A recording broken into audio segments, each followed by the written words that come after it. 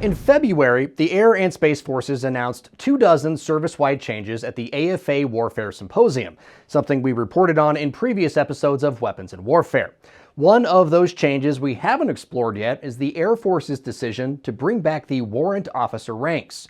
The decision is motivated by Russia, China, and the ever-growing battle space behind keyboards and computer screens. The rank of warrant officer can be traced back to medieval England, eventually finding its way into the Royal Navy in the 1500s. It was a way to recognize soldiers or sailors with extensive experience and seniority, meaning it was earned by warrant rather than commission, placing the recipient between the commissioned officer ranks and the non-commissioned officer ranks. The practice would find its way into the American military as well, where it still exists today, except for the Air Force, which phased out the rank in the late 1950s.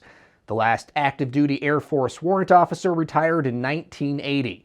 44 years later, what's old is new again. We're going to engage in developing a warrant officer program, specifically for cyber and IT professionals, to be able to ensure that we have that technical talent now and into the future. For Air Force leadership, it's about attracting people with specialized skills who want to serve, but previously hadn't considered doing so. There's something specific about this career field, why it's attractive, and it's a nice match for a warrant officer program. The pace of change of the cyber world, the coding world, the software world, it is so rapidly advancing.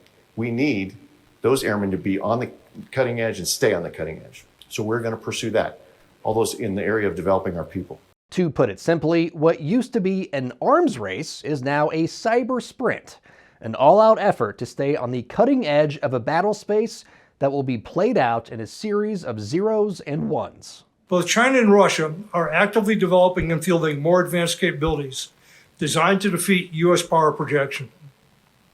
The need for modernization against capable, well-resourced strategic adversaries never stops. It's a threat that occupies the thoughts of Americans in uniform and out.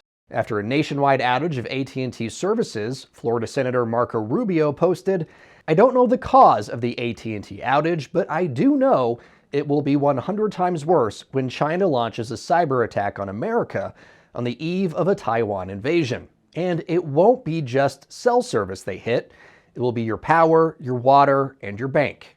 For those responsible, the effort to make sure that doesn't happen never stops. And as the threats from countries with vast resources continue to grow, so too is the way the Air Force sees its own future. It gets back to how do we maintain our competitive advantage? Today's airmen and guardians want different pathways to serve. And we are in a organization that we've got to keep some of our technical expertise, deep technical expertise, and that's all we need them to focus on. While it's not immediately clear when this reintroduction will happen, what is clear is the Air Force's motivation behind the move. And where we want to retain people who are particularly enlisted who might go out to the commercial world now instead of staying in the Air Force. So we're going to give them a little more pay and a little more status, and we're going to let them do what they want to do. So hopefully that'll be helpful for retention.